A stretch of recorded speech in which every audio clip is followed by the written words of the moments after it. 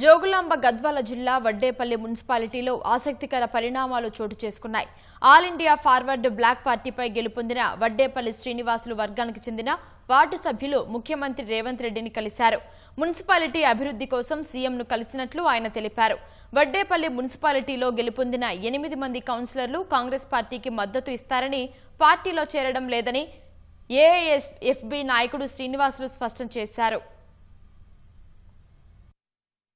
Vaddepalli municipality యొక్క development కొరకు funds కానీ సహకారం కానీ ఉండాలని ఆమె ఆశీస్సులు ఉండాలని సీఎం గారిని కలవడం జరిగింది. మీకు కావాల్సిన సదుపాయం సహకారాలు అందిస్తుంది మా కాంగ్రెస్ ప్రభుత్వం అని చెప్పడం జరిగింది. మొత్తం తెలంగాణలో All India forward black party పూర్తిగా గెలిచిన వడ్డేపల్లి శ్రీనివాసులు గారు వడ్డేపల్లి మున్సిపాలిటీ తను కూడా పార్టీలో ఉండి పార్టీ తరఫున గెలిచినాను.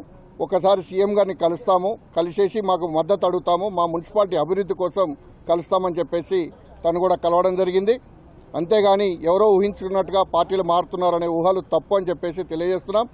All India forward black party తరఫునే మున్సిపల్ చైర్మన్గా తను ఎన్నుకోబడుతున్నారు.